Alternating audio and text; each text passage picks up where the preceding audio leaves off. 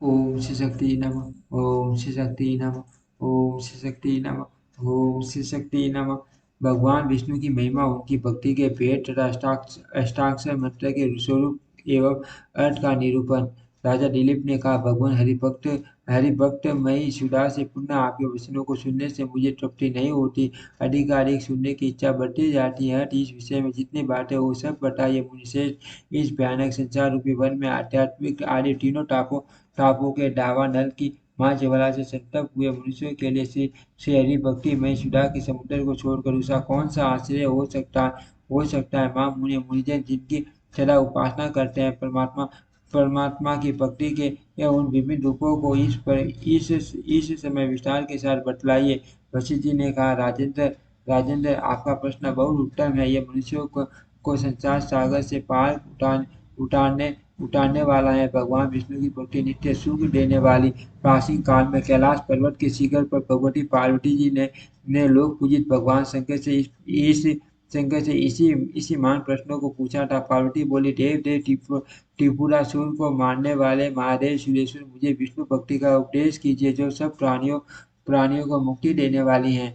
श्री महादेव जी ने कहा, सब लोगों का हित चाहने वाली महादेवी आपको साधुवाद है। आप जो भगवान लक्ष्मीपति के उत्तम महात्म्य के विषय में प्रश्न करती हो, यह बहुत ही उत्तम है। पार्वती, आप धन्य हो, पुण्य आत्मा हो और भगवान विष्णु की भक्त हो। आपका कल्याण हो। मैं आपको शील रूप और गुणों से सदा ही संतुष्ट रहता हूँ। कीजिए, मैं उत्तम भगवत भक्ति भगवान विष्णु के स्वरूप तथा उनके मंत्रों के विधान का वर्णन करता हूँ। सुनो, भगवान नारायणी परमात्म तत्व है। वे विष्णु वासुदेव सनातन परमात्मा परम ब्रह्म परम ज्योति पर अच्युत पुरुष कृष्ण शाश्वत शिव ईश्वर नित्य सर्वगत शिष्टानु रुद्र साक्षी प्रजापति यज्ञ साक्षात यज्ञपति ब्राह्मणस्पति हिरण्यगर्भ सविता लोककर्ता लोकपालक और विभु आदि नामों से पुकारे जाते हैं। वे भगवान विष्णु अक्षर के वासी, लक्ष्मी से संपन्न, लीला के स्वामी तथा सबके प्रभु हैं। अंश से जिसकी उत्पत्ति होती है, उस जीव समुदाय के तथा अमृत तत्व मोक्ष के भी स्वामी हैं। वे विश्वात्मा, षष्ठों माँ मस्तक वाले, षष्ठों नेत्रों वाले और षष्ठों पैर वाले, उनका कभी अंत नहीं होता, इसीलिए वे अनंत कहलाते हैं। लक्ष्मी के पति होने से श्रीपति नाम धारण करते हैं। योगीजन उनमें रमन करते हैं, इसीलिए उनका नाम राम है। वे समस्त गुणों के धारण करते हैं, तथापि निर्गुण है, महान है। वे समस्त लोगों के ईश्वर श्रीमान सर्वत्र तथा सब और मुख वाले हैं। पार्वती, उन लोक प्रधान जगदीश्वर भगवान वासुदेव देव के महात्म्य का जितना मुझसे हो सकेगा वर्णन करता हूँ। वास्तव में तो मैं ब्रह्मा जी तथा संपूर्ण देवता मिलकर भी उसका पूरा वर्णन नहीं कर सकते। संपूर्ण उपनिषदों में भगवान की महिमा का ही प्रतिपादन है तथा वेदों में उन्हीं को वो परमार्थ तत्व निश्चित किया गया है। अब मैं भगवान की उपासना के प्रत्यक भेद बतलाता हूँ। सुनो, भगवान का आसन, उनके मंत्रों का जप, स्वरूप का ध्यान, नामों का स्मरण, कीर्तन, श्रवण, वंदन, शरण, सेवन, संगोदक सेवन, उनका प्रसाद ग्रहण करना, भगवत भक्तों की सेवा, द्वादशी व्रत का पालन तथा तुलसी का व्रत लगाना, ये सब दिवाली भगवान विष्णु की भक्ति है जो भव बंधन से छुटकारा दिलाने वाले संपूर्ण देवताओं के साथ मेरे लिए भी पुरुषोत्तम श्री हरि पूजनीय है। ब्राह्मणों के लिए तो वे वे विशेष रूप से पूज्य हैं। अतः ब्राह्मणों को उचित है कि वे प्रतिदिन विधिपूर्वक श्री हरि का पूजन करें। शेष द्विज को अष्टांग मंत्र का अभ्यास करना चाहिए। वर्णों को मिलाकर ही वह मंत्र अष्टाक्षर कहा गया है। मंत्र है ओम नमो नारायणाय। इस प्रकार इस मंत्र को अष्टाक्षर जानना चाहिए। ये सब मनोरथों की सिद्धि और सब दुखों का नाश करने वाला है। मैं करने वाला है। इसे स्वतंत्र रूप और शुभ कारक माना गया है। इस मंत्र के ऋषि और देवता लक्ष्मीपति भगवान नारायणी है। नारायण नारायणी है। संत देवी गायत्री पंडों को इसका बीज कहा गया है। भगवान से कभी विलग्न होने वाली भगवती लक्ष्मी को विद्वान पुरुष इस मंत्र की शक्ति कहते हैं। इस मंत्र का नाम है ओम दूसरा पद नमो और तीसरा नारायणाय नाय। इस प्रकार ये तीन पदों का मंत्र बतलाया गया है। पढ़ने में तीन अक्षर हैं, अकार, उकार तथा मकार। पांडव को तीनों वेदों का स्वरूप बतलाया गया है। ये ब्रह्मा का निवास स्थान है। अकाल से भगवान विष्णु का और उकार से भगवती लक्ष्मी का प्रतिपादन होता है। मकर से उन दोनों दासभूत जीवात्मा का गठन है जो 25वां तत्व है। किसी के मत में उकार अवधारण धारण वासी है। इस पक्ष में भी शिव तत्व का प्रतिपादन उकार के ही द्वारा किया जाता है। जैसे सूर्य की प्रभा सूर्य से कभी अलग नहीं होती, उसी प्रकार भगवती लक्ष्मी विष्णु से नित्य संयुक्त रहती है। आकाश से जिनका बोध कराया जाता है वे लक्ष्मीपति भगवान विष्णु कारण के भी कारण हैं। संपूर्ण जीवात्माओं के प्रधान अंग की जगत के बीच है और परम पुरुष है। वे जगत के कर्ता पालक ईश्वर और लोक के बंधु बांधव हैं तथा उनकी उनकी मनोरमा पत्नी लक्ष्मी संपूर्ण जगत की माता और अधीश्वरी हैं। अधीश्वरी और आधार शक्ति है। वे नित्य और से विष्णु से कभी विलग नहीं होती। उकार से उन्हीं के तत्व का बोध कराया जाता है। मकार से इन दोनों के दास जीवात्मा का गठन है जिसे विद्वान पुरुष चित्तज्ञ कहते हैं। यह ज्ञान का आश्रय और ज्ञान रूपी गुण से युक्त है। इसे शीत और प्रकृति से परे माना गया है। यह जन्म निर्विकार एक रूप स्वरूप का भागी अनु नित्य अव्यापक शिरानंद स्वरूप पद पद का अर्थ अविनाशी क्षेत्र शरीर का अधिष्ठाता भिन्न भिन्न रूप धारण करने वाला सनातन जलाने काटने गलाने और सुखाने में आने वाला तथा अविनाशी है। ऐसे गुणों से युक्त जो जीवात्मा है वह सदा परमात्मा का अंगभूत है। वह केवल से अधिकाई दास है और किसी का नहीं। इस प्रकार मध्यम अक्षर उकार के द्वारा जीव के दास भाव का ही अवधारण निश्चय किया जाता है। इस तरह प्रणव का अर्थ जानना चाहिए। प्रणव का अर्थ स्पष्ट हो जाने पर शेष मंत्र के द्वारा परमात्मा के दास जी की परतंत्रता ही सिद्ध होती है। वह कभी स्वतंत्र नहीं होता। अतः अपनी स्वतंत्रता के मान अहंकार को मन से दूर कर देना चाहिए। अहंकार बुद्धि से जो कर्म किया जाता है उसका भी निषेध है।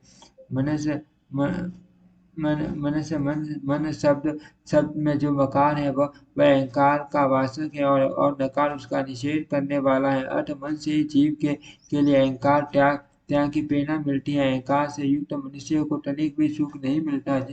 जिसका चित्त अहंकार से मोहित है वह घोर अंधकार से पूर्ण नरक में गिरता है। इसीलिए मन के द्वारा चित्त की स्वतंत्रता का निषेध किया गया है। वह भगवान के अधीन है। भगवान के अधीन ही उसका जीवन है। अर्थ चेतन जीवात्मा किसी साधन का स्वतंत्र करता नहीं है। ईश्वर के संकल्प से ही संपूर्ण सरासर जगत अपने अपने व्यापार में लगा है। अतः जीव अपने सामर्थ्य पर निर्भर रहना छोड़ दे। ईश्वर के सामर्थ्य से उसके लिए कुछ भी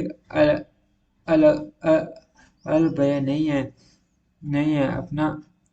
अपना सारा भार भगवान लक्ष्मीपति को सौंप कर उनकी आराधना के ही कर्म करे। श्री हरि परमात्मा है। मैं सदा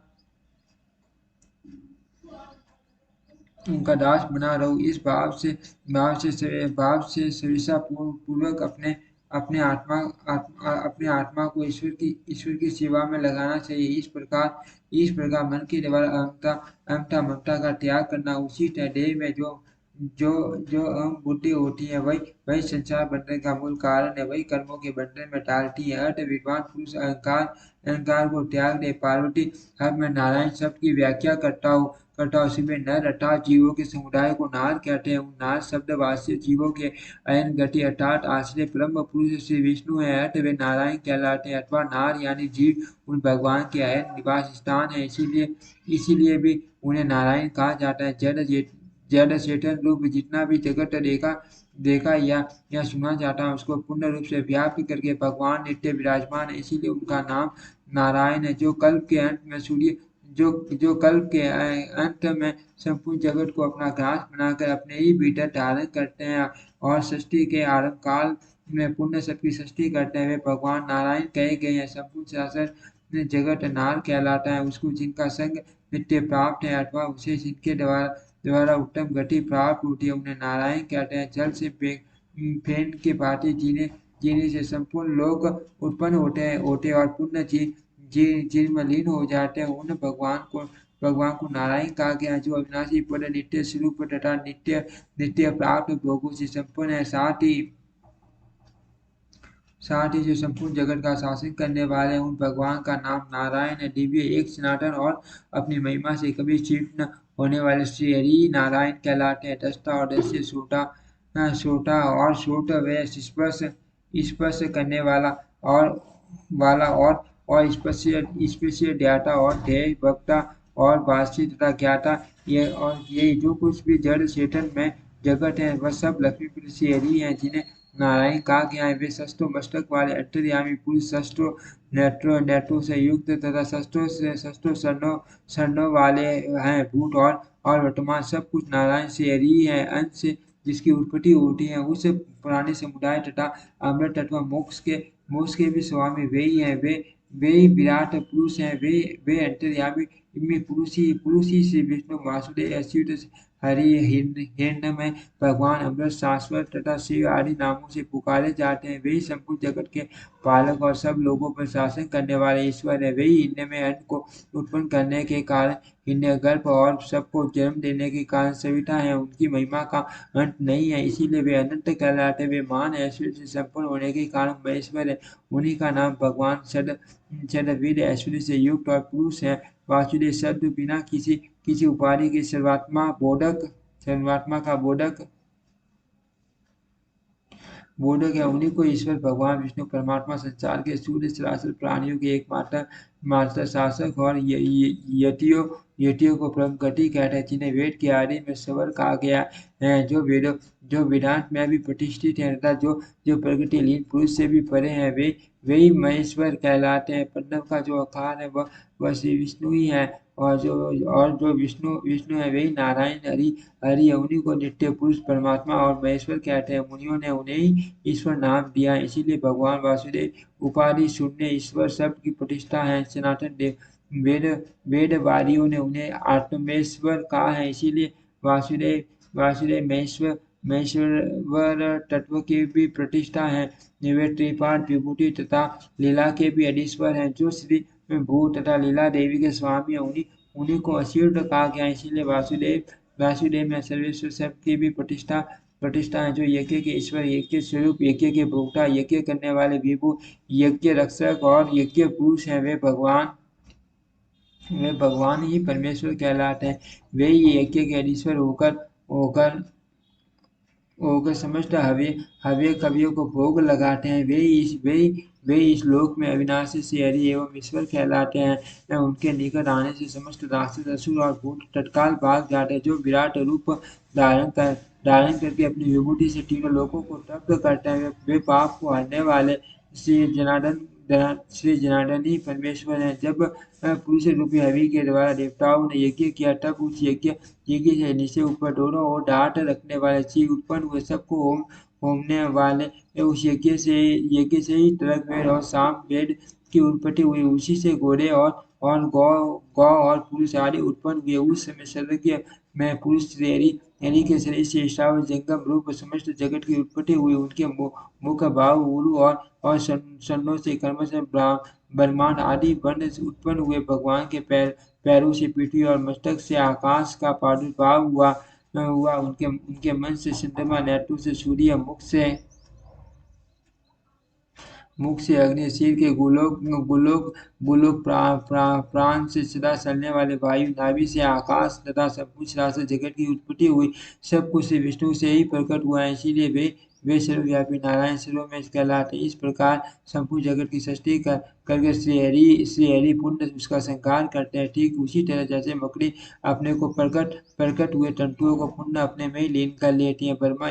ब्रह्मा, इंद्र, रुद्र, वरुण और यम सभी देवताओं को अपने वश में करके उनका संहार करते हैं। इसीलिए भगवान को हरि कहा जाता है। जब सारा जगत प्रलय के समय एकांव में निमग्न हो जाता है, उस समय वे सनातन पुरुष से हरि संसार को अपने उदर में स्थापित करके स्वयं माया में वृक्ष के पत्तर पर चयन करते हैं। कल्प के आरंभ में एकमात्र सर्वव्यापी एवं अविनाशी भगवान नारायण ही थे।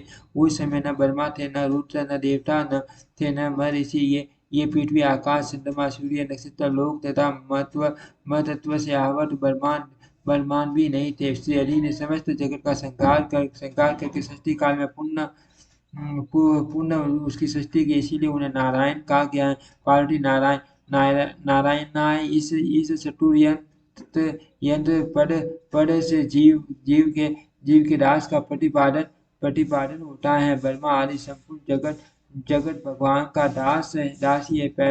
पहले इस अर्थ को समझ के पीछे मंत्र का प्रयोग करना चाहिए। मंत्रार्थ को न जानने से सिद्धि नहीं प्राप्त होती। ओम श्री शक्ति नमः। ओम श्री शक्ति नमः।